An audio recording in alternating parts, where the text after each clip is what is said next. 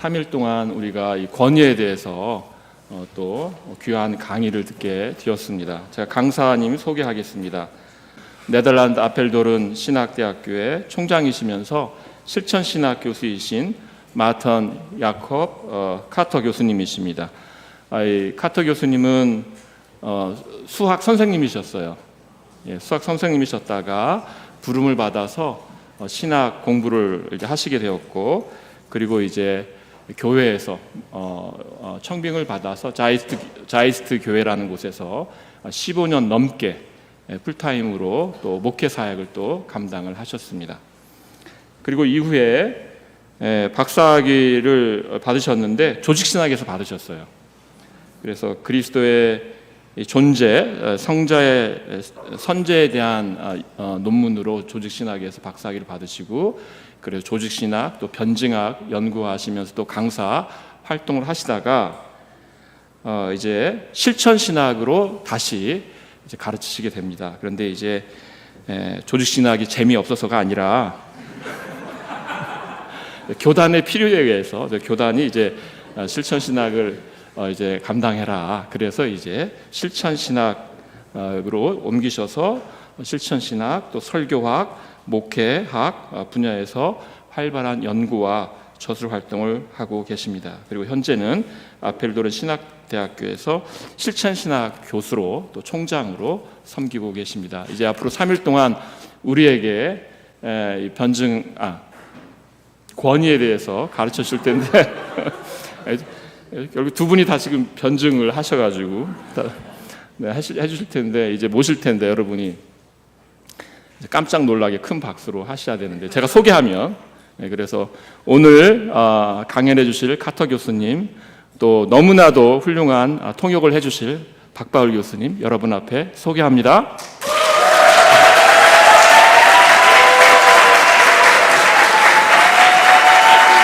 You say 감사합니다. Okay. Yeah, and I learned from Professor Lee, 안녕하세요. Yeah. Okay, that's you learned me yesterday. Okay. Thank you for welcoming me. It's a great blessing to be here for the second time and to take with you some notes on the authority. I would like to start from Scripture, reading the portion Matthew 8, 5 through 13. 저를 환영해 주셔서 감사합니다. 두 번째 오는 계기가 되었는데, 오늘 그 권위에 대한 주제로 이렇게 다루게 됐는데, 우선 성경 말씀으로 시작해 보려고 합니다. 그 마태복음 18, you said, or Matthew 8, 5 through 13. 그 마태복음 8장 5절에서 13절까지 읽겠습니다. When he entered, and as Jesus entered Capernaum, a centurion came forward to him, appealing to him, Lord, my servant is lying paralyzed at home, suffering terribly. And he said to him, I will come and heal him. But the centurion replied, Lord, I am not worthy to have you come under my roof, but only say the word and my servant will be healed. For I too am a man under authority, with soldiers under me, and I say to one, go, and he goes, and to another, come, and he comes, and to my servant, do this, and he does it. When Jesus heard this, he marveled and said to those who followed him, truly I tell you, with no one in Israel have I found such faith. I tell you, many will come from east and west and recline at table with Abraham, Isaac, and Jacob in the kingdom of heaven, while the sons of the kingdom will be thrown into the outer darkness. In that place there will be weeping and gnashing of teeth. And to the centurion Jesus said, go, let it be done for you as you have believed. And the servant was healed at that very moment. So 예수께서 가버나움에 들어가시니 한 백부장이 나와 간구하여 이르되 주여 내 하인이 중풍병으로 집에 누워 몹시 괴로워하나이다. 이르시되 내가 가서 고쳐 주리라. 백부장이 대답하여 이르되 주여 내 집에 들어오심을 나는 감당하지 못하겠사오니 다만 말씀으로만 하옵소서. 그러면 내 하인이 낫겠사옵나이다. 나도 남의 수하에 있는 사람이요 내 아래에도 군사가 있으니 이더러 가라 하면 가고 저더러 오라 하면 오고 내 종더러 이것을 하라 하면 하나이다. 예수께서 들으시고 놀랍게 여겨 따르는 자들에게 이르시되 내가 진실로 너희에게 이르노니 이스라엘 중 아무에게서도 이만한 믿음을 보지 못하였노라. 또 너희에게 이르노니 동서로부터 많은 사람이 이르러 아브라함과 이삭과 야곱과 함께 천국에 앉으려니와 그 나라의 본 자손들은 바깥 어두운 데 쫓겨나 거기서 울며 이를 갈게 되리라. 예수께서 백부장에게 이르시되 가라 내 믿는 대로 될지어다 하시니 그 즉시 하인이 나으니라. Just a few notes on this portion. 몇 가지 요점들을 이야기해 드리겠습니다. This centurion knows he has authority or is in authority. Come, and he comes. Do this, and he does it. But he acknowledges himself being in the position of authority is also under authority. He takes his place in an existing order, but he also recognizes that order as a hierarchical one with not only the emperor, but also Jesus as his superior. 이 백부장은 자신이 권위를 가졌다거나 또는 권위 안에 있다는 것을 알지만 오라 하면 오고 하라 하면 한다라는 그 부분, 권위의 위치에 있는 자신 역시 권위 아래 있다는 점을 인정하는 것을 볼 수 있습니다. 그는 기존 질서 안에서 자신의 위치를 차지하지만 그 질서가 황제뿐만 아니라 예수님까지 자신의 상급자로 삼는 게 계층적 질서임을 인식하는 걸 볼 수 있습니다. I would like to start with two questions to ponder upon. 두 가지 질문으로 시작해 보겠습니다. The first one, which words immediately come to your mind when I pronounce the word authority? 권위라는 단어를 들으시면은 가장 먼저 떠오르는 단어는 무엇인가요? And the second question, why or when do you see a person as an authority? 두 번째 질문은 어떤 사람 또는 언제 그 사람이 권위자로 보이는 그 이유는 무엇인가요? Once asked on the first question, the slide shows what kind of words came to the student's mind in Jakarta, Indonesia. 이 질문을 주어졌을 때 자카르타의 도시에서 학생들이 이 단어들을 이야기하는 것을 볼 수 있습니다.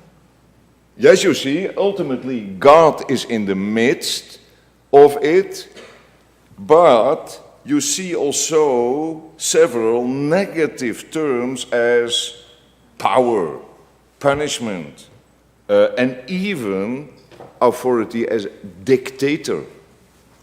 하나님이 중심에 있는 것을 저희가 볼 수는 있지만 그래도 좀 부정적인 단어들도 저희가 볼 수 있습니다. 그 중에 권력, 처벌, 그리고 또 독재자라는 단어도 나타나는 것을 볼 수 있습니다. And if we turn to the second question, why or when, there were positive ones only when one sees someone as an authority. The most answers were one who is capable, has a vision, and lives godly.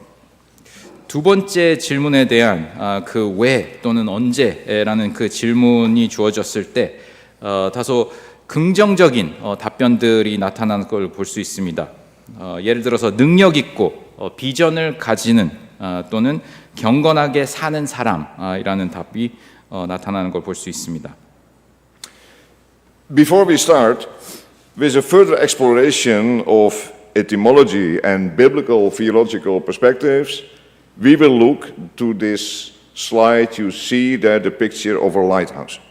시작하기 전에 이 어원이나 성경적 신학적인 그런 관점에 대해 논의하기 전에 이 다음 슬라이드를 보겠습니다. In short, you see the lighthouse, the rock, the open book, and the light. And I love this picture as an imagination of what true authority is about. And I just want to stimulate your thinking on this topic by means of the mind's word web, as you saw it, and the lighthouse as you see it. And actually, I would like to ask you yourself what you see in it.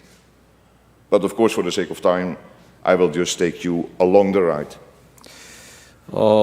간단하게 말씀드리자면은 여러분이 이 그림 안에서 등대, 바위, 그리고 또 펼쳐진 책을 보실 수 있고 또 빛을 보이는 것을 볼 수 있겠습니다. 저는 이 사진을 매우 좋아하고 이 사진이 권위에 대해 무엇인지 나타나는 것을 저희가 생각해 볼 수 있습니다. 제가 그 단어의 연결고리들 그러고 그 부분을 이 등대와 연결해서 여러분들의 생각을 자극하려고 하는 부분이 있습니다. 그리고 여러분이 스스로 이 그림에서 무엇이 보이는지 물어보고는 싶지만 시간 관계상 계속 진행해 보겠습니다. So, the picture, the lighthouse is guiding the ships approaching.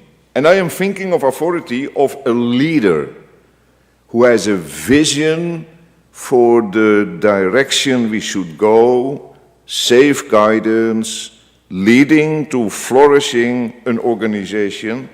So in short, it's about leadership authority. 등대 자체는 접근하는 배들을 인도하는 것을 저희가 볼 수 있습니다. 우리가 나아가야 할 방향에 대한 비전을 가진 지도자, 권위 이런 생각들을 해 볼 수 있는데 예를 들어서 안전한 인도 그리고 또 조직의 번영으로 이끄는 그런 역할, 간단히 말해 리더십, 권위를 나타내는 것을 볼 수 있습니다. And then there is the rock. The rock is a symbol of steadfastness, right? And that presents moral authority as reliable, faithful, stable man or woman, someone with a solid foundation who does not waver in all directions, one way the one moment and another way the next. 바위를 보실 때 이 확고함을 생각해 보실 수 있을 것 같습니다. 그리고 이 바위는 신뢰할 수 있고 신실하며 안정된 사람, 즉 확고한 기반을 가진 사람으로서 이리저리 흔들리지 않는 그런 부분을 생각해 볼 수 있고 이 부분을 도덕적 권위라는 것을 나타낸다고 생각해 볼 수 있습니다. And then the open book. That reflects wisdom, expertise, and knowledge that's about epistemic authorities. So we saw leadership authority, moral authority, and that's about epistemic authority. 그리고 펼쳐진 책을 생각할 때에는 저희가 이 지혜, 전문성, 지식을 나타낸다라는 것을 생각해 볼 수 있습니다. 이것은 인식론적 권위를 나타낸다고 생각할 수 있고 우리가 그 리더십 권위 또는 도덕적 권위 그리고 인식론적 권위를 생각해 볼 수 있습니다. And then, fourthly, the light shining from the lighthouse. The light shining is influencing all other aspects of authority. That phenomenon would like to express the authority is, and that's very important, influence without coercion. The light does not compel, but it does urge us to take a certain direction, illuminates it, so that you can distinguish what matters. 네 번째로는 저희가 이 빛이 비추어지는 부분을 생각해 볼 때에는 이 권위의 다른 측면에서 권위의 모든 측면에서 영향을 미친다라는 부분을 저희가 생각해 볼 수 있습니다. 여기에서 중요한 부분은 이 현상이 권위가 강압 없이 영향력을 행사한다라고 표현할 수 있는 부분입니다. 빛은 강요하지는 않지만 우리로 하여금 특정한 방향으로 가게끔 촉구를 하며 중요한 것을 분별할 수 있도록 밝혀주는 역할을 하고 있습니다. By the way, do you make pictures during your theology study? 한 가지 그냥 여쭈고 싶은 거는 신학 공부하실 때에는 그림들을 그려가면서 하시나요? Okay. So, yeah, your exegesis should be fine when you have the right picture. Okay. 그 주석이 그 맞은 그림을 가지실 때에 딱 들어맞는 그런 경향이 있습니다. Okay. Now we turn to the biblical theological perspective after seeing this picture. And this is the menu I will follow. 이제는 성경적 신학적 관점으로 이 사진을 본 후에 저희가 이제 들어가려고 합니다. We all know, you all know that to summarize the Bible, one can say it's about creation, fall, and redemption, the so-called history of redemption. 성경을 요약하면서 말할 수 있는 방법 중에 하나가 창조, 타락, 구속 또는 구속 역사라는 그런 단어로 설명할 수 있습니다. But as you are invited to put these three kernels on a line, where would you like to put the word authority? 이 세 가지의 핵심 부분들을 일렬로 이렇게 순서로 두시면은 권위라는 단어를 어디에 위치시키시겠습니까? What I want to stress is that we see more details that authority is not to be placed at the fall. Then authority is only used for correction, so to say, to draw someone from the fall to redemption because of sin. 제가 강조하고 싶은 점은 권위가 타락에 위치하지 않는다는 그런 더 많은 사항들을 볼 수 있다는 것입니다. 타락에 위치하면은 권위는 죄로 인해 타락한 사람을 구속으로 이끌기 위한 교정을 위해서만 사용되는 것을 볼 수 있습니다. Do we need authority because of sin and for correction? Without any doubt. But, first of all, authority is a gift from creation, a gift from our Creator. 저희는 죄와 교정을 위해 권위가 필요한 그런 부분이 있을까요? 의심 여지 없이 필요하기는 합니다. 그러나 무엇보다 권위는 창조의 선물, 창조주의 선물이다라고 봐야 되는 부분이 있습니다. And why should I mention authority as a gift before the fall. And what's the importance of that fact that sharpens our mind? In my opinion, it underscores the idea of authority as a positive concept, even a relational one. 왜 타락 이전에 권위를 그 권위가 선물로 언급되어야 한다라는 것은 우리가 생각하는 것을 조금 더 날카롭게 하는 그런 부분도 있고, 그리고 제 생각에는 권위가 긍정적으로 나타나는 그 개념이자 또는 관계적으로 나타나는 그 개념이 되기 때문입니다. You know, all that men were created as, or better, in the image of God. And that means that among several aspects, we are to reflect the one who has authority in an absolute sense, and as such is the source of all authority, our Creator.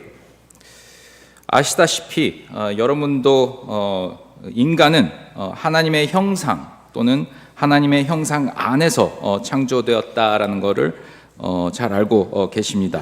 그 의미는 이 측면 중에서도 우리가 모든 권위를 가지신 분, 즉 모든 권위의 근원이시며 우리의 창조주이신 분의 일부를 반영해야 한다라는 의미를 생각해 볼 수 있습니다. So God gave man some of His wisdom, of His chesed, of His emet, and so on. That's to say, the image of God, idea, that the human is more or less theomorphic. 하나님은 인간에게 자신의 지혜 또는 체세드와 에메트 등을 부여하셨다라는 것을 생각해 볼 수 있고, 즉 인간은 신적 형상을 지닌 존재이다, theomorphic이라는 차원에서도 생각해 볼 수 있습니다. Let us read from Genesis 1, the verses 26, 28. 저희가 창세기 1장 26절에서 28장을 읽어보겠습니다. And God said, let us make man in our image, after our likeness, and let them have dominion over the fish of the sea, and over the fowl of the air, and over the cattle, and over all the earth, and over every creeping thing that creepeth upon the earth.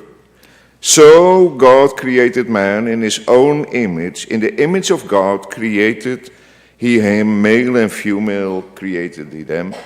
And God blessed them. And God said unto them, be fruitful, multiply, and replenish the earth, and subdue it, and have dominion over the fish of the sea, and over the fowl of the air, and over every living thing that move upon the earth. 하나님이 이르시되 우리의 형상을 따라 우리의 모양대로 우리가 사람을 만들고 그들로 바다의 물고기와 하늘의 새와 가축과 온 땅과 땅에 기는 모든 것을 다스리게 하자 하시고, 하나님이 자기 형상 곧 하나님의 형상대로 사람을 창조하시되 남자와 여자를 창조하시고, 하나님이 그들에게 복을 주시며 하나님이 그들에게 이르시되 생육하고 번성하여 땅에 충만하라, 땅을 정복하라, 바다의 물고기와 하늘의 새와 땅에 움직이는 모든 생물을 다스리라 하시니라. At first hearing, what about subdue and have dominion?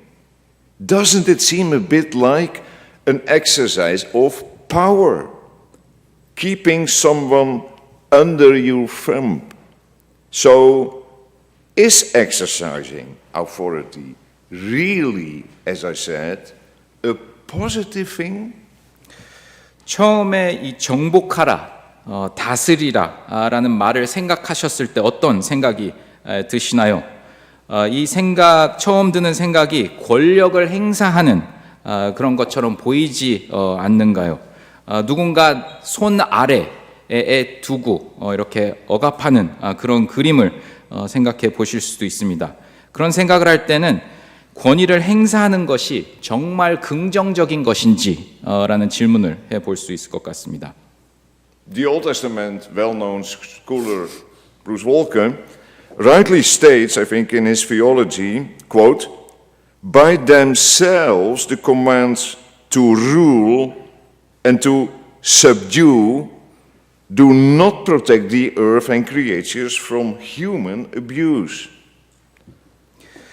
그 구약 신학 잘 알려진 구약 신학자 브루스 월키트는 자신의 글에서 이렇게 정확히 지적을 해 줍니다.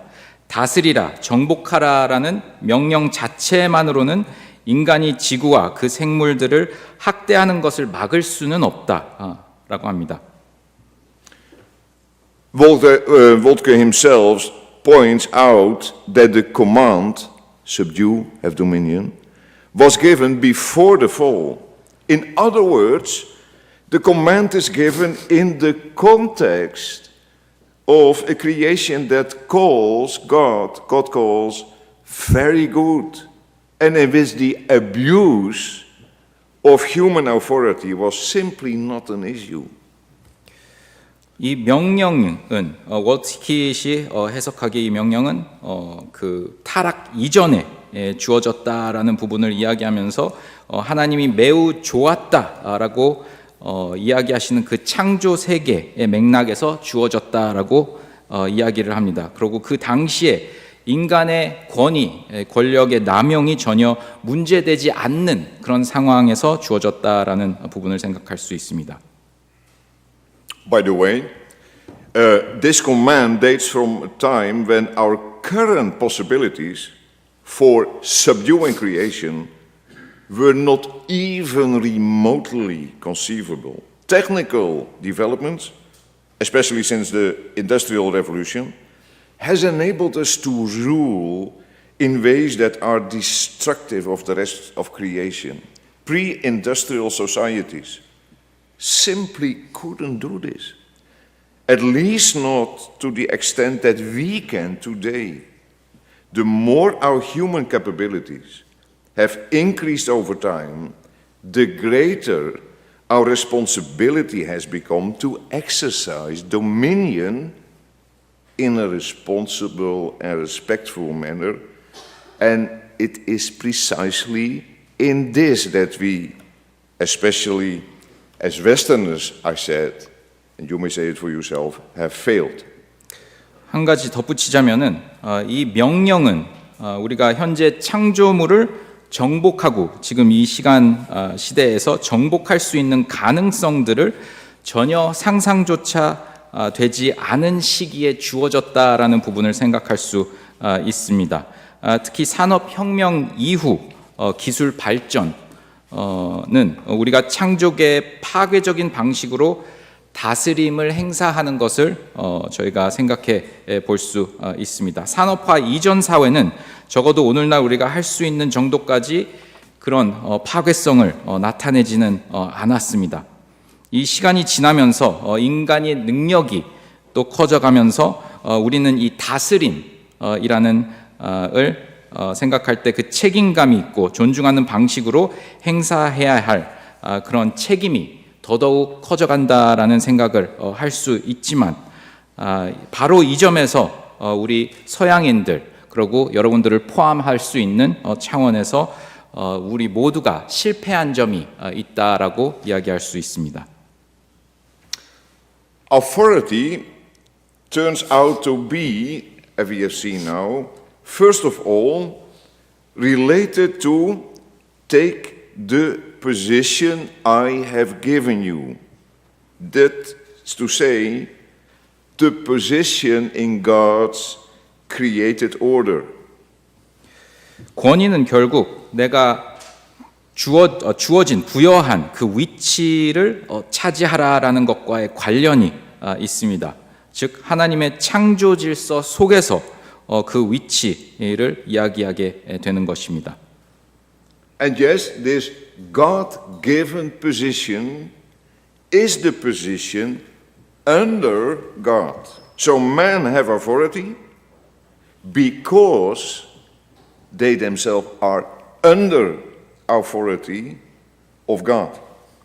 또한 그 위치는 하나님 아래에 있는 위치입니다. 그래서 인간은 권위 아래에 있기 때문에 권위를 가지게 됩니다. 하나님 권위 아래에 있기 때문에. So that's what I mean by the sentence which is on the screen. An authority is one, always one, under authority. And that seems me to be true for all human beings. 화면 네 번째 요점에 보실 수 있는 문장을 이야기하는 요점인데요. 이것은 바로 권위를 가진 자는 항상 권위 아래에 있다라는 점을 저희가 알 수 있습니다. 그리고 이 요점이 모든 인간에게 해당된다라는 부분을 이야기할 수 있습니다. By the way, just one more illustration on this aspect.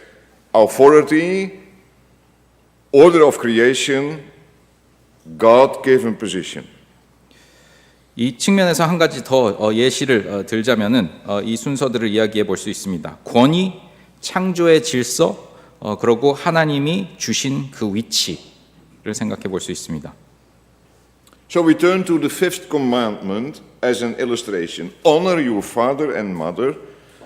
And you know honor is connected to kavod, which means heavy weight.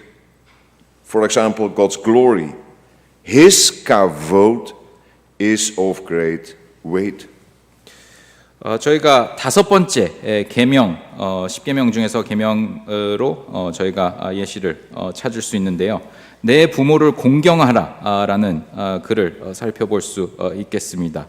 여기에서 공경이라는 honor이라는 단어는 무게가 큰 것, 카보드와 연결이 되는 것을 볼 수 있습니다. 구체적으로는 하나님의 영광 또는 그분의 카보드는 크게 무게 있는 것이다라는 것을 생각할 수 있습니다. We all agree parents do have authority over their children, but not only because of sin, not only for correction, but because they take their God-given position for the upbringing of their children, for their welfare. Authority and welfare are connected. 우리가 부모들이 자녀들 위에 권위를 갖고 있다라는 것을 인식할 수 있는데 이것은 죄와 그리고 교정만을 생각하는 것이 아니라 하나님이 주신 그 위치를 가지고 그 자녀들의 양육과 번역을 위한 그런 목적을 생각하면서 그 권위를 가지게 된다라고 생각할 수 있습니다. Let us be aware that the fifth commandment is one of the 10 words to live by, and first of all reveals God's will to, not for children, to parents to represent Him as the authority for the well-being of their children. It actually is not a commandment for children in the first place, but for fathers and mothers to take their God-given position for the welfare of the children.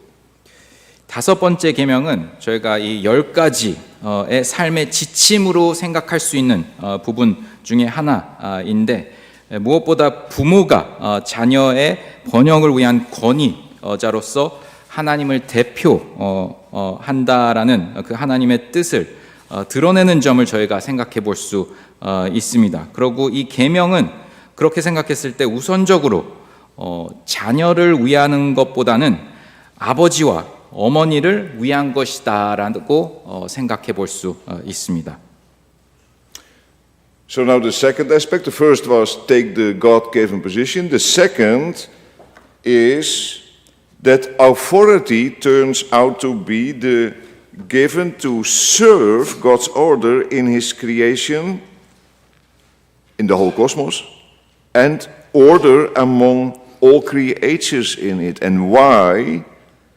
Because He loves and longs for the growth and wealth, so that all will flourish, blossom, and be fruitful.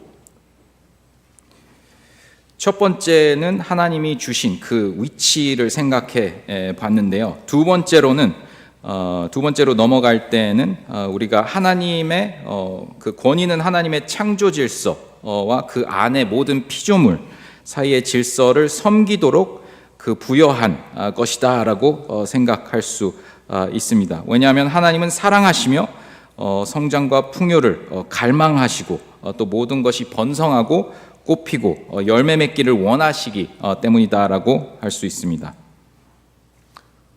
So how should we do it? We are called, Genesis 1, to rule over creation as representatives of God. After all, we are created in God's image and likeness. 그럼 어떻게 이거를 해야 할까요? 우리는 하나님의 대리자로서 창조물을 다스리도록 부르심을 받았다는 것을 생각할 수 있습니다. 그리고 결국 우리는 하나님의 형상으로 또는 모양으로 창조되었기 때문에 이렇게 생각할 수 있습니다. First and foremost, this means that our authority is not absolute. God's authority is absolute. He's creator. And while our authority is based on a mandate granted by him.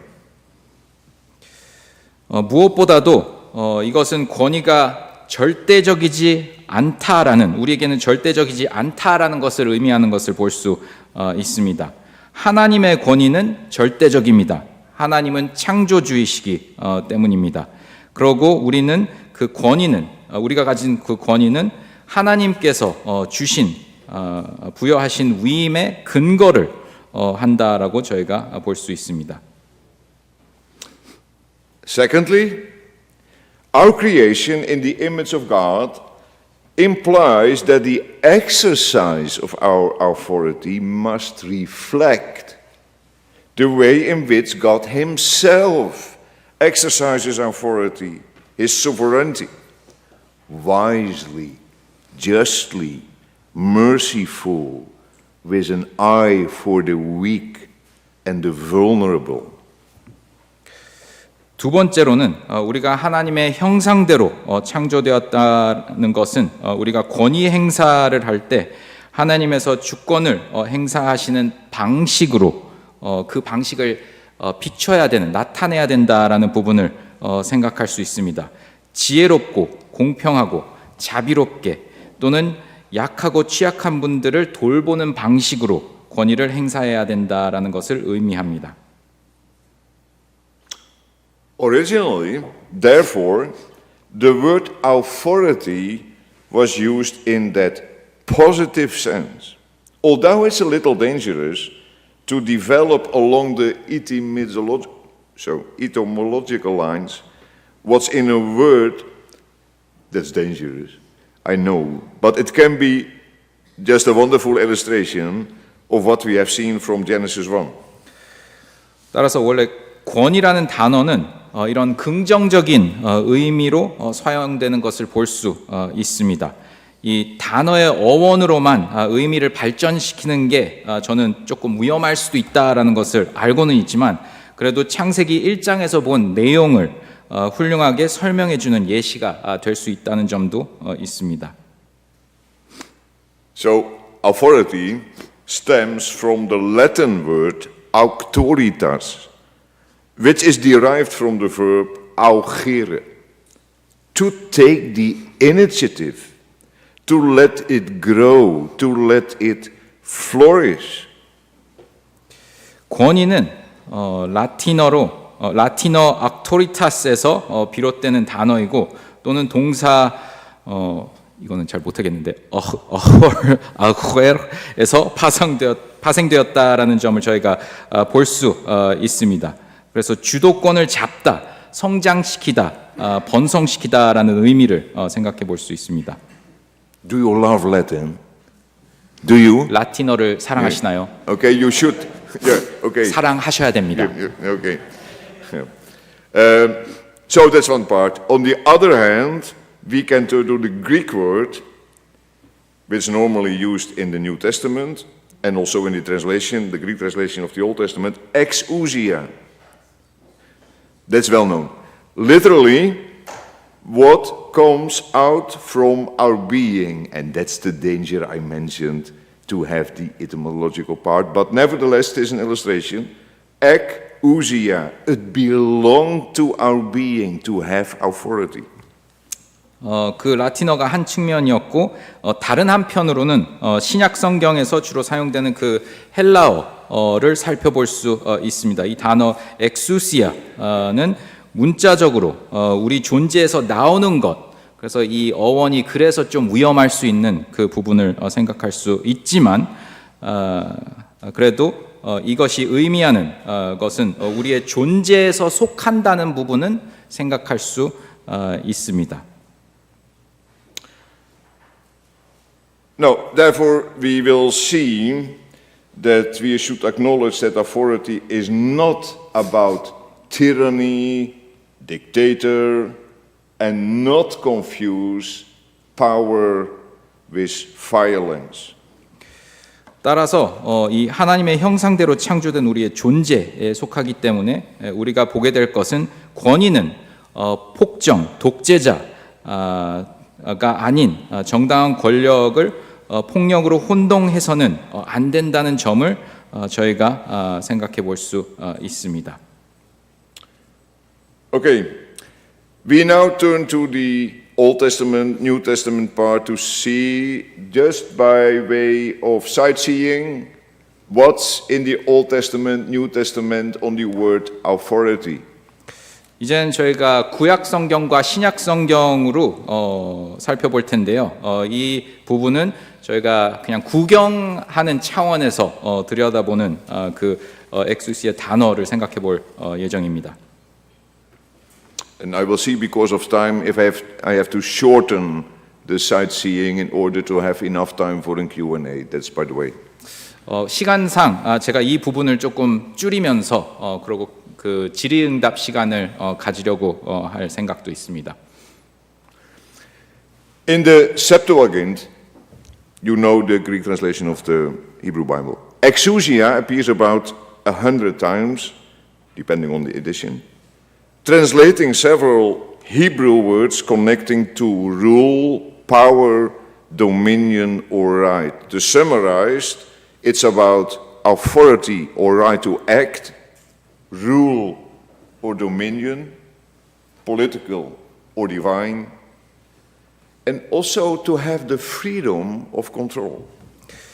그 70인역 구약 성경이 헬라어로 번역된 그 책을 잘 아시겠지만 여기에서 엑수시아라는 그 단어는 통치 권력 또는 지배권 또는 권리와 관련된 여러 히브리어 단어를 번역하는 것을 볼 수 있고 약 100회 나타나는 것을 저희가 볼 수 있습니다. 여기에서 행동할 권한 또는 권리라는 의미를 볼 수 있고 통치 또는 지배권, 정치적인 또는 신적, 그리고 마지막으로 자유 또는 통제적인 부분을 볼 수 있습니다. I think the key verse in the Old Testament is Daniel 7:14, and to him, the Son of Man, was given dominion, exousia, and kingdom, that all people, nations, and languages should serve him. 구약 성경 안에서의 핵심 구절은 다니엘 7장 14절에서 찾아볼 수 있습니다. 그에게 권세, 엑수시아와 영광과 나라를 주고 모든 백성과 나라들과 다른 언어들을 말하는 모든 자들에게 그를 섬기게 하였으니. So it is the given dominion. You can say, summarized, it is about one's ID. Who are you? Who is he? One's ID. One's competence received from another who appointed him. 이 번역을 볼 때 이 주어진 통치권을 생각할 수 있고 여기에서는 그 자신의 신분, 우리가 누구인가, 그리고 즉 자신을 임명한다는 이로부터 받은 그 능력을 저희가 생각해 볼 수 있습니다. So, this is the foundational Old Testament use of exousia, the divine rule given to the Son of Man, which Jesus explicitly echoes in Matthew 28:18. All authority is given to me. So the New Testament theology of Jesus' authority is rooted in this verse, as you know. 이 구절이 구약에서 그 엑소시아가 사용된 근본적인 그 의미를 나타내고 있습니다.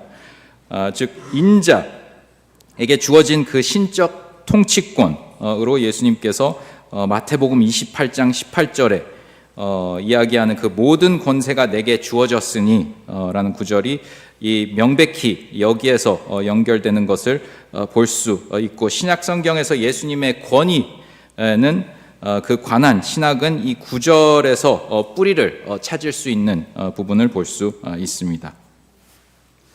Of course, there's not only on God's authority, it's also mentioned authority human rulers and kings have. 또 하나님의 권위만이 아니라 인간 또는 왕들의 권위를 생각해 볼 수 있습니다. So, it's not doable to have now all places in the Old Testament, but I would like to mention some and to summarize them. You have authority of human rulers and kings, and there are some illustrations, and if appreciated, I can give you, by the way, on paper, but it is about authority that means official royal right. 저희가 이 모든 구절들을 살펴보지는 못하지만, 그러고 제가 가능하면은 이 원서를 드릴 수 있는 그 부분이 그 가능성이 있다면 드리려고 하는데, 저희가 생각할 수 있는 부분은 이 인간적인 왕의 권위는 공식적인 왕적 권위이다라는 의미로 저희가 요약해 볼 수 있습니다.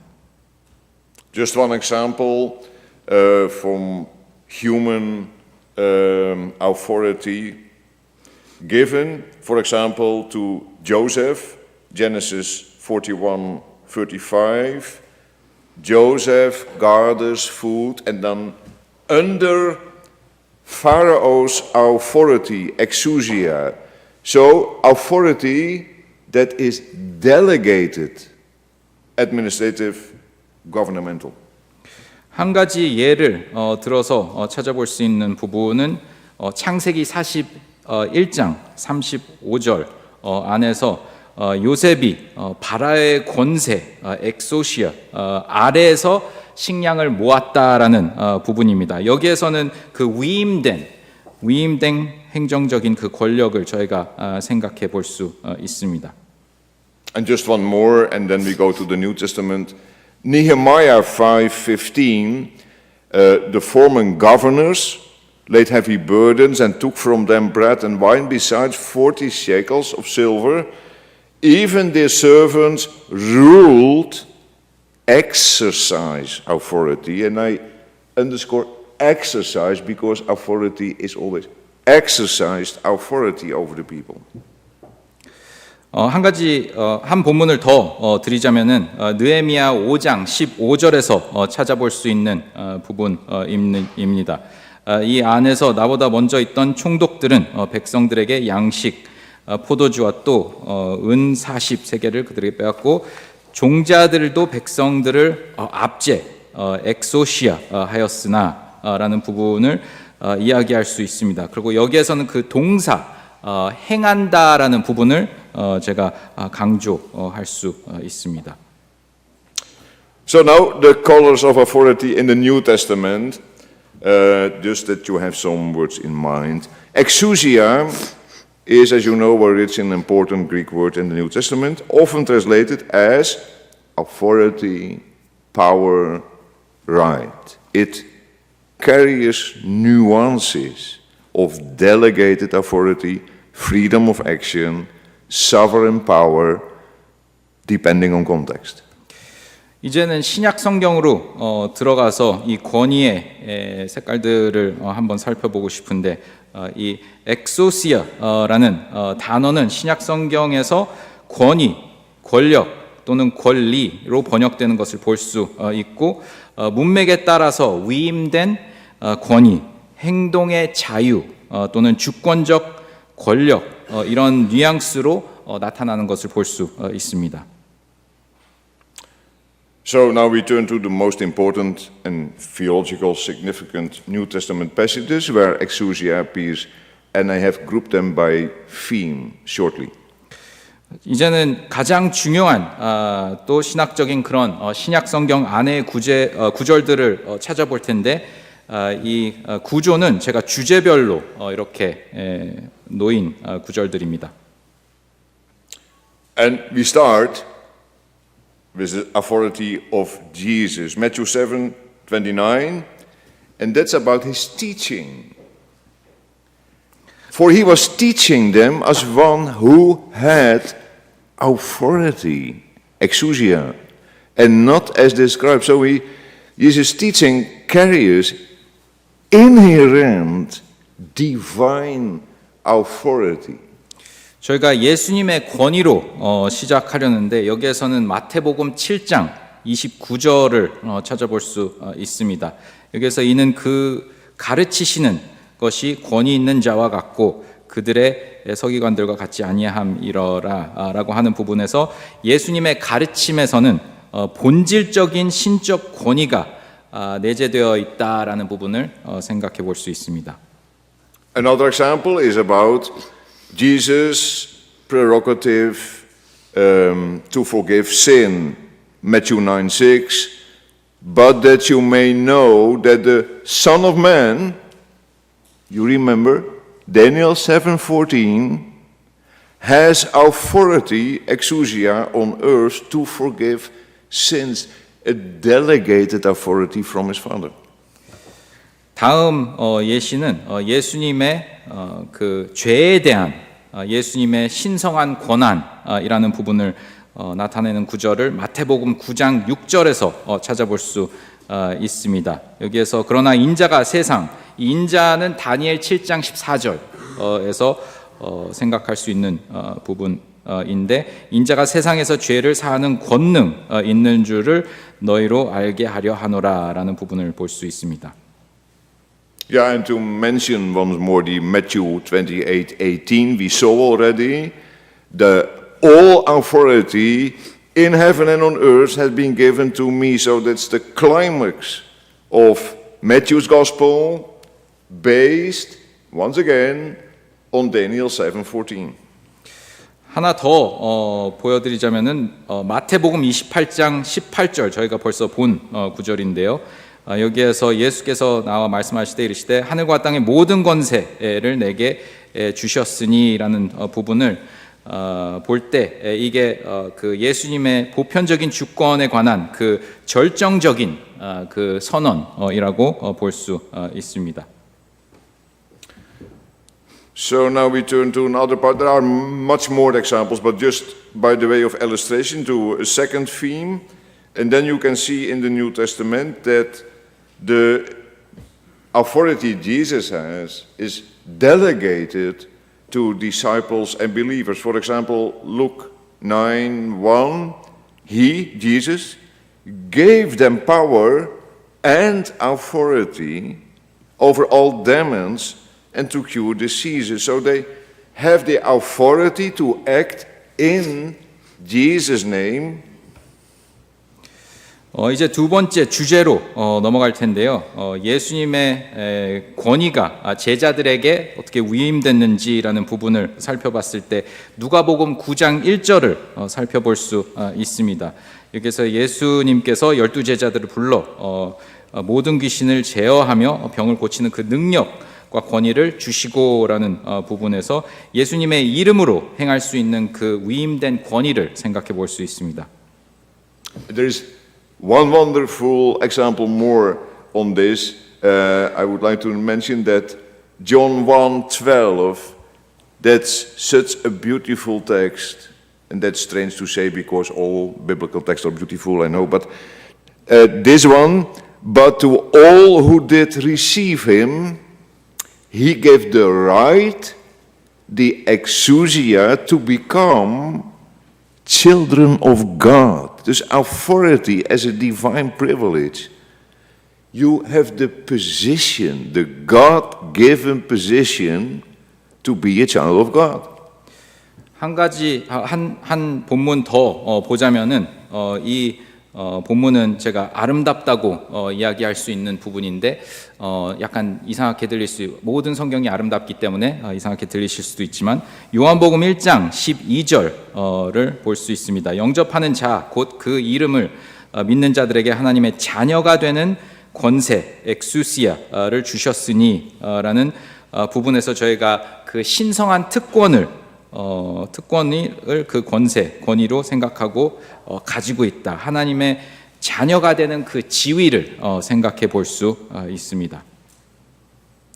A third theme is about the civil and spiritual authority. The most well-known text on that is Romans 13, verses 1-2. Let every person be subject to the governing authorities, Paul says, exousias, for there is no authority except from God. So there's God's sovereignty over civil power as the only source of authority. 세 번째 주제로 넘어가면은 이 세 번째 주제는 그 세속적인 그 권위 또는 영적 권위로 생각할 수 있는데 대표적인 본문이 로마서 13장 1절에서 2절로 볼 수 있습니다. 여기에서 그 권위는 각 사람은 위에 있는 권세들에게 복종하라. 권세는 하나님으로부터 나지 않음이 없나니라는 부분에서 모든 권위는 이 유일한 근원으로서 하나님의 주권을 가리킨다라는 부분을 저희가 생각할 수 있습니다. And just one more, 1 Corinthians 15:24. Then comes the end when he delivers the kingdom to God the Father after destroying every rule, arche. And by the way, arche, dunamis, power, and authority are more or less connected. And every authority, exousia, and power, dunamis. So it is about Christ's ultimate victory over all spiritual and political powers who are anti-God's authority. 한 본문 더 보자면은 고린도전서 15장 24절을 볼 수 있습니다. 여기에서 그 후에는 마지막이니 그가 모든 통치, arche와 모든 권세, exousia와 능력, 디나미스를 멸하시고 나라를 아버지 하나님께 바칠 때라. 이 세 단어가 연결이 되는 부분을 생각할 수 있습니다. 여기에서 그리스도의 모든 영적, 정치적 권세, 권위에 대한 궁극적인 승리를 생각할 수 있고 하나님의 권능에 대한 반항하는 그런 권위들을 볼 수 있습니다. Just two more illustrations and then we stop the sightseeing. But the fourth theme is about personal or moral authority. And there is one, at least one, which is good to see. 1 Corinthians 7:4. There is it, the wife does not have authority over her own body, but the husband does.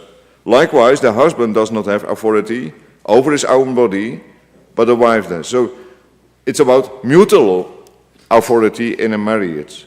The husband and wife have authority over each other to letting each other and authority and flourish.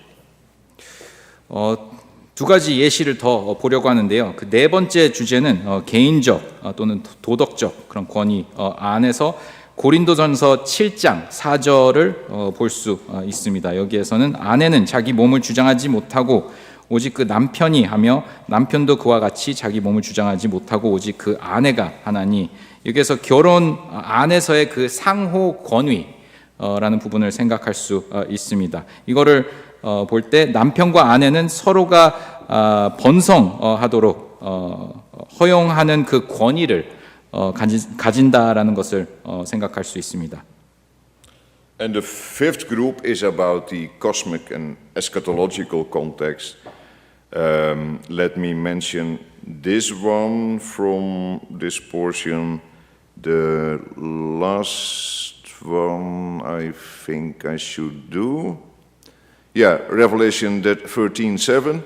And it was allowed to make war on the saints, and authority was given it over every tribe and people. So even the beast's temporary, demonic, and dark authority. 마지막 구절은 그 다섯 번째 주제에서 연결돼서 볼 수 있는데, 이 우주론적 또는 종말론적 맥락 안에서의 구절들이라고 볼 수 있습니다. 요한계시록 13장 7절에서 볼 수 있는데, 여기 안에서 또 권세를 받아 성도들과 싸워 이기게 되고 각 족속과 백성과 방언과 나라를 다스리는 그 권세를 받으니, 여기에서 이 짐승에게 일시적으로 부여된 그 악마적인 또는 어두움의 그 권위를 볼 수 있습니다. By the way, just a question.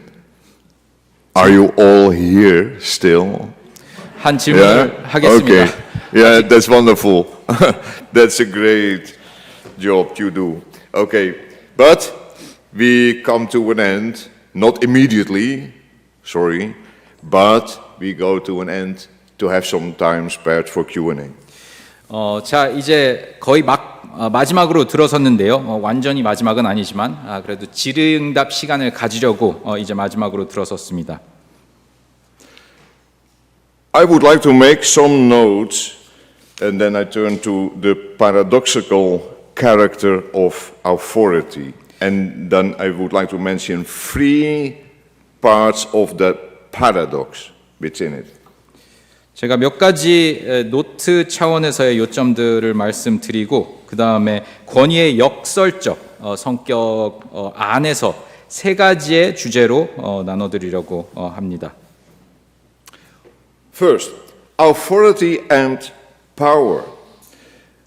Exercising authority is definitely not a power play. There is a world of difference between abusing your position by misusing power, violence, force, and the authority that comes in the God-given position you have received to represent the interests of God, your neighbor, your family, your church, society. 따라서 권위를 행사한다라는 것은 그 자체로 권력 남용, 파워 플레이는 결코 아니다라는 점을 저희가 생각해 볼 수 있습니다. 가족, 교회, 사회에서 하나님과 이웃의 이익을 대변하기 위해 부여받은 그 지위와 함께 오는 그 권위와 권력을 남용하는 폭력, 강압, 지위를 악용하는 것 사이에 천지 차이가 있다라는 것을 생각할 수 있습니다. So the first, authority and power. A secondary comment on authority and persuasion. So no power play, but also no power play with words either. Having authority is not about having the authority, the capacity to persuade others with arguments. In short, possessing authority is not simply a matter of persuasiveness. 첫 번째는 권위와 권력을 이야기했고, 이제 두 번째로는 권위와 설득이라는 부분으로 넘어가려고 합니다. 단어, 말 이런 것 자체도 권력 남용은 아니다라는 부분을 생각할 수 있습니다. 권위를 가지는 것은 논리로 타인을 설득할 수 있는 그런 능력을 의미하지는 않습니다. 간단히 권위 보유는 단순히 설득력의 문제와는 다르다라고 이야기할 수 있습니다. The German American philosopher, political thinker, who fled from Germany to escape National Socialism, Hannah Arendt, put it very strongly, and I would like to quote her. 하나 아렌트라는 그 독일계 미국인 철학자가 이 주제에 대해서 잘 표현을 했는데 제가 이분의 말을 인용하기를 하려고 합니다. Because I think it is very helpful to see where authority is to be placed. It's incompatible with persuasion, she said, because that presupposed equality and works through a process of arguments. Where arguments are used, authority is left in abeyance. 아렌트가 하는 말이 권위에는 평등을 전제로 논증 과정을 통해 작동하는 설득과 양립할 수 없다라는 이야기를 하시고 논증이 사용될 때 권위는 유보된다라고 이야기를 합니다. So, I quote one more, against an egalitarian order of persuasion stands the authoritarian order, which is always hierarchical. 계속 인용하자면은 평등주의적 설득 질서와 대립하는 것은 항상 위계적인 권위주의적 질서이다라고 합니다. She said, if authority is to be defined at all, then it must be in contradiction to both coercion by force and persuasion by arguments. 계속 인용하자면은 권위를 정의해야 한다면 그것은 반드시 강제적 권력과 논증적 설득 모두와 대조되는 개념으로 정의가 되어야 된다라고 이야기를 합니다. The authority relation, she said, between the one who commands and the one who obeys rests neither on common reason nor on the power of the one who commands. What they have in common is the hierarchy itself, whose rightness and legitimacy both recognize and will both have to predetermined place.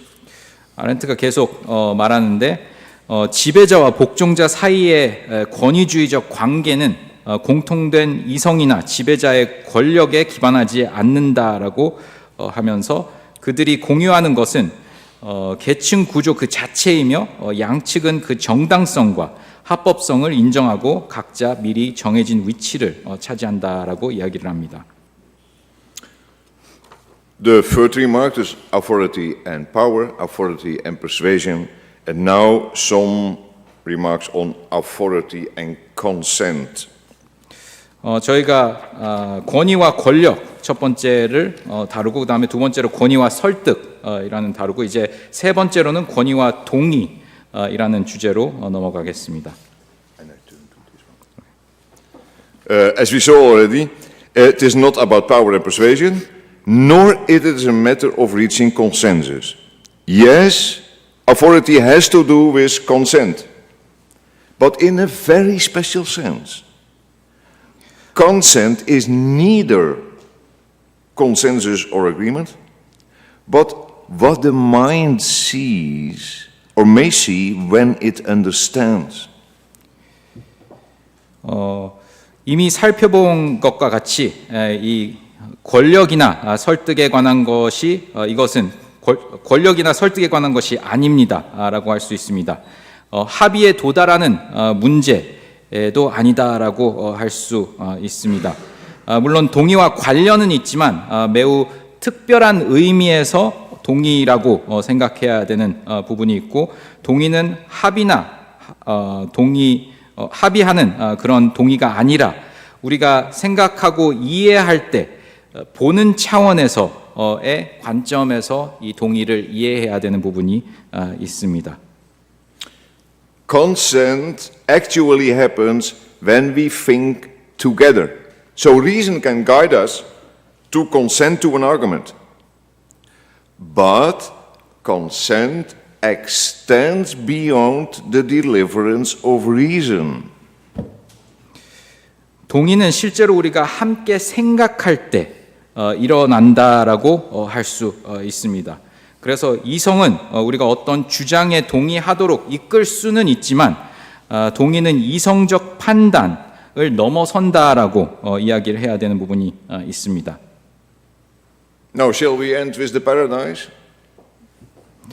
이제는 그 역설로 들어가 볼까요? Just a few remarks on authority and paradise regained. 이제 권위와 회복된 낙원에 대한 부분에 몇 가지 코멘트를 하겠습니다. I recall we start along the line creation, fall, redemption, and have seen that authority not get its place only at the fall, but already at creation. 우리는 창조, 타락, 구속이라는 흐름을 따라서 시작했는데 권위가 타락 시점이 아니라 이미 창조 시점에서 자리를 잡고 있다라는 것을 봤습니다. Thanks be to God. In a fallen world, authority in accordance with God's purpose is still there. We need it for real flourishing and our well-being. It belongs to being created in the image of God. 하나님께 감사해야 될 일입니다. 타락한 세상에서도 하나님의 목적에 부합하는 권위는 여전히 존재한다라는 부분입니다. 이것은 하나님의 형상대로 창조된 존재로서 진정한 번영과 삶을 위해서 필요로 하는 부분입니다. Having said that, it could not be a surprise that I am convinced that in the new creation that is already there and still not yet, 2 Corinthians 5:17, authority shall have its ultimate purpose and be revealed fully in and by the triune God. Life everlasting will be full grown, flourishing amazingly, because God, absolute authority, shall be all in all. So paradise regained, the image of God fully restored, full of love for God's authority and the authority for one another. 이렇게 이제 들어서서 새 창조에서 이미 이루어졌으나 아직 완전히 들어서지 않은 고린도후서 5장 17절을 생각하면서 이 안의 권위가 궁극적 목적을 이루고 삼일체 하나님 안에서 그러고 그분을 통해 온전히 드러날 것이라고 확신하는 것을 저희가 이야기할 수 있습니다. 영생은 완전히 성장하여 놀랍게 번성할 것이다라는 부분으로 생각하고 하나님께서 모든 절대적 권위를 가지고 계시는 하나님께서 모든 것 안에서 모든 것이 되실 것이기 때문이다라고 이야기합니다. 회복된 낙원, 완전히 회복된 하나님의 형상, 하나님의 권위에 대한 사랑과 서로 간의 권위로 가득할 세상입니다.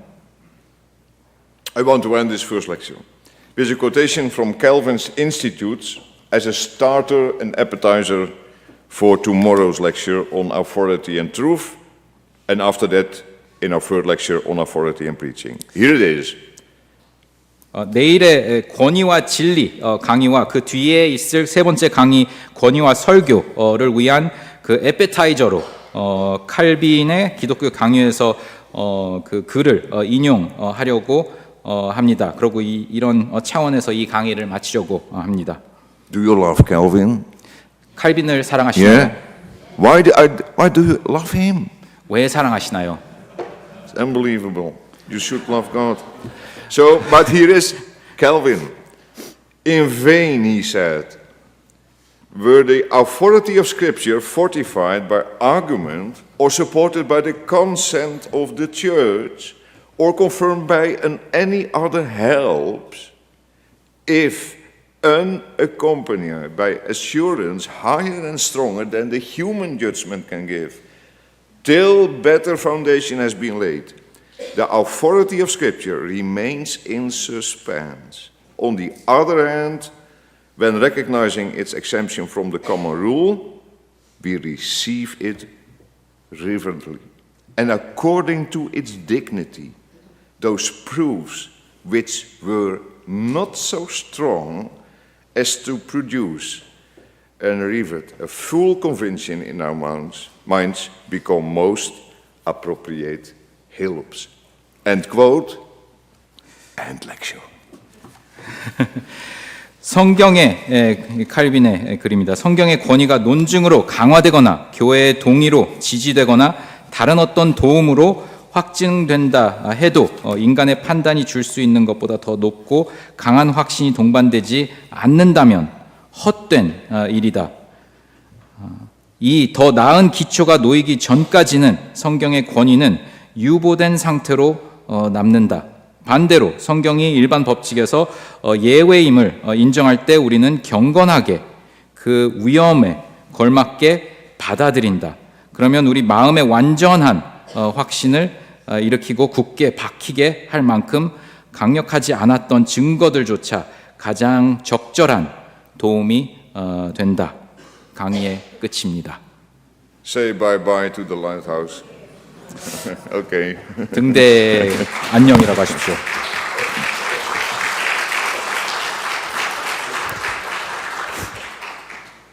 감사합니다. Okay. So Thank you. there is time left for some Q&A.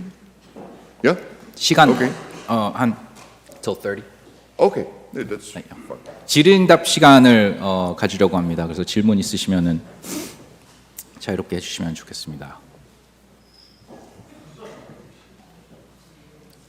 네. 혹시 마이크 있나요?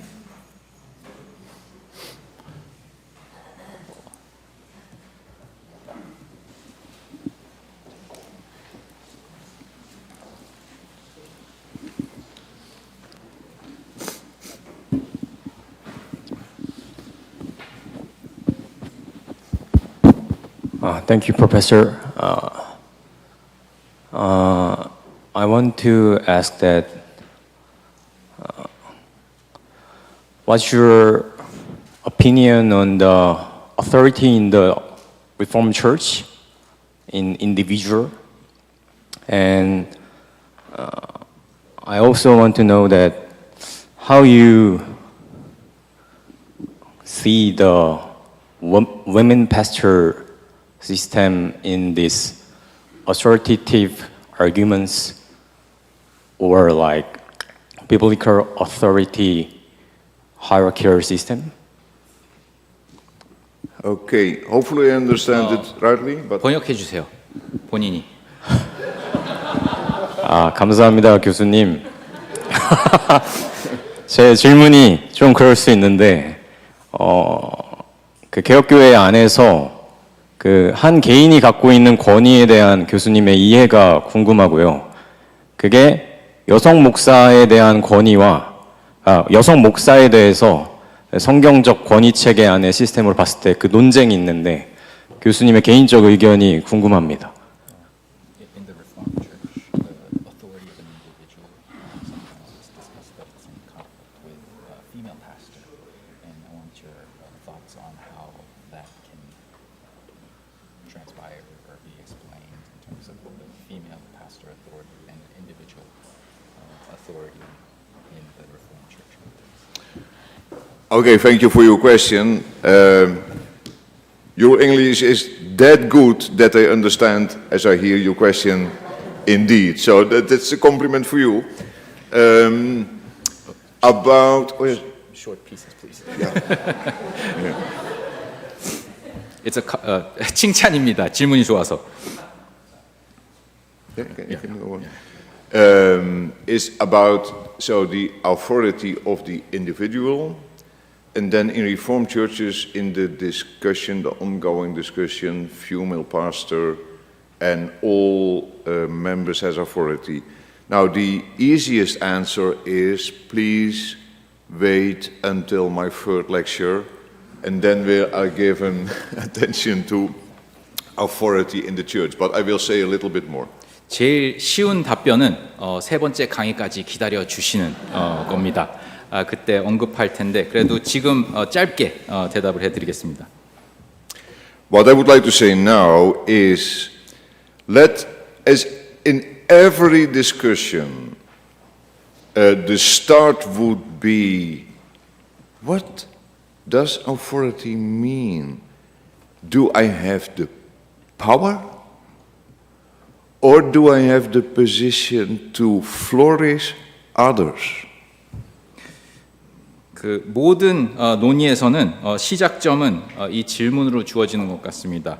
권위는 어떤 의미인가? 권위는 무엇인가? 그리고 여기에서는 내가 어떤 부분을 차지하고 어떤 지위를 차지하고 있는가라는 부분을 생각해 볼 수 있습니다. So the discussion should be not on power, but on the position to flower others. That's the God-given position. And secondly, that's just a start of an answer. That is, the God-given position has to do with the order in creation, and the order of creation has to do with the man-woman relationship.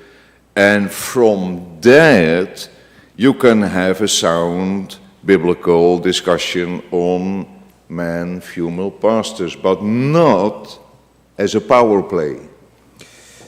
이 권력이라는 주제보다는 우리가 받은 지위를 어떻게 남을 위해서 남의 번영하는 차원에서 사용할 수 있는가라는 부분으로 우선적으로 생각해야 되고, 그러고 주어진 지위가 이 창조 질서 안에서부터 시작된다라는 부분을 시작해야 되고, 그 남자와 여자의 그 창조 질서 안에서 생각되어야 되는 부분입니다. 그래서 그 틀 안에서 우리가 이 주제들을 생각해 볼 필요가 있습니다. Yeah, perhaps one illustration.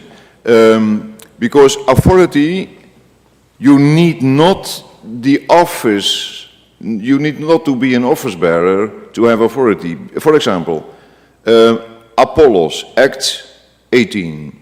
He preached,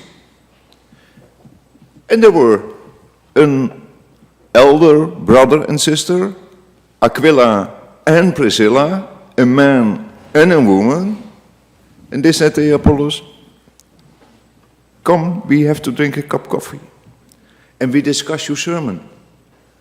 And they told him, Apollos was the office bearer, and these were the laymen. We don't have laymen in the Reformed churches, you know. That's a Roman Catholic. But they are just a man or a woman, two members of the congregation, a man and a woman, who told Apollos to distinct more and to see more than he had seen. And why did they have exercise authority, Aquila and Priscilla, on Apollos? Not that they have power, but they told him to flourish Apollos' preaching. I've loved that example. Okay. 한 가지 예를 들자면은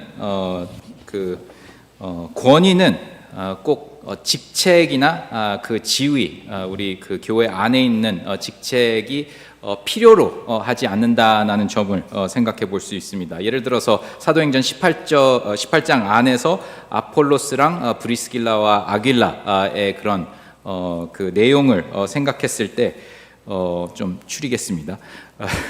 아폴로가 직책을 가지고 있는 사람이었는데 브리스길라와 아길라의 말을 듣고 브리스길라와 아길라가 이렇게 조언을 했을 때 그것을 듣게 되는 것을 받는 것을 봤을 때는 그 권위의 행사라고 볼 수 있는 부분인데, 이분들은 그 교회 안에서 그냥 교인이라고 볼 수 있습니다.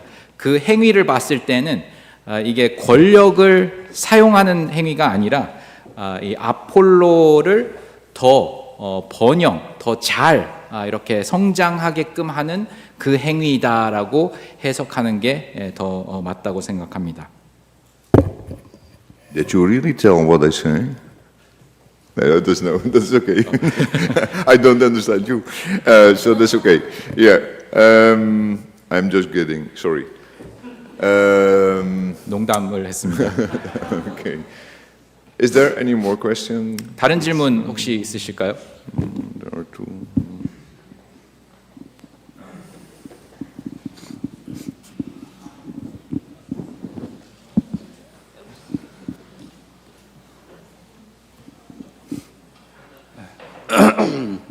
Thank you for sharing your insight. You may say it in your own language. I have a perfect translator. So Okay, that's got okay. it. Yeah. Okay, in Korean. 저는 로마서 13장에 대해서 좀 질문하고 싶은데, 만약에 우리가 불의한 그리고 공정하지 않은 권위 아래에서 하나님께서 두셨다면 우리가 크리스찬으로서 어떻게 반응을 해야 하는가? 왜냐하면 이게 사실 뭐 한국 교회는 모르겠지만 저희 교회 안에서는 되게 큰 이슈였거든요. 그래서 근데 제가 그 질문에 대해서 대답을 잘 못했던 걸로 기억을 해서 어떻게 이해를 해야 되고 어떻게 또 반응을 해야 되는지. 그 나라 이야기 하시는 거죠? 정부. 그냥 불의하고 공정하지 않다고 생각되는 권위 아래에서 일반적으로 제너럴하게 묻고 싶습니다. He has a question on Romans 13, and just in general, how can we think as a Christian when we are placed under unjust authority, and what actions that we can take, and how we should live in that sense? Thank you. You know, as Paul wrote his letter to the Romans, and he said that we have to obey all authority which is over us, a God-given authority, even if it is an evil doer who is Caesar in Rome. So we should not, as Jesus said, give to Caesar what is him. So we never could mention the sin of evil doing of others to say, oh, but that guy does not have authority over me. That's such a bad guy. No, there is the God-given order. And yes, he misused his authority. And yes, it is a difficult exercise to obey an authority. And there is a no-go. Acts 5, you should guard more obey than any other authority in this world. Dus if an authority, the rule, the power in a country asks you to do what's against the revealed will of God, you have to say no. I can't, because you are under authority of God, as I am, but I could not obey you in this way. 네, 그 사도 바울이 로마 교회에게 쓴 그 내용을 봤을 때, 우리는 모든 권위에 순종을 해야 된다라는 의미로 저희가 읽을 수 있습니다. 그리고 악한 또는 불의한 그런 권위 아래에 있을 때도 순종을 해야 된다라는 부분을 생각하고, 또 예수님이 가이사에게 가이사 것을 주어야 된다라는 그 말을 또 추가적으로 생각해 볼 수 있습니다. 여기에서 한 가지 생각해 볼 수 있는 것은, 누군가 죄를 짓는다고 해서 그 권위에 대한 것이 바뀌어지지, 주어진 지위에 대한 그 권위가 바뀌어지지 않는다라고 할 수 있는 부분이 있습니다. 물론 그 악한 불의한 인물이 그 권위를 잘못 사용하고 있는 다라는 사실이 있고 또 우리가 그거에 대해서 어떻게 살아가야 되는 부분은 어려운 그 순종이라고는 할 수 있습니다. 근데 여기에서 한 가지 예외를 두자면은 사도행전 5장에서 나오는 내용인데 나라가 하나님의 그 계시된 그 말씀에 대한 내용을 반대하라라고 지시했을 때에는 우리는 거부해야 된다라는 부분을 저희가 생각해 볼 수 있습니다. 네. Okay. I promise you tomorrow more time for Q&A, and I will shorten my lecture in order that you have more time tomorrow for the Q&A. Okay? 내일은 제가 그 제 강의를 조금 줄인 다음에 질의응답 시간을 더 많이 가지려고 하겠습니다. The only question I have is, would you like to give him big hands for what he did? Okay.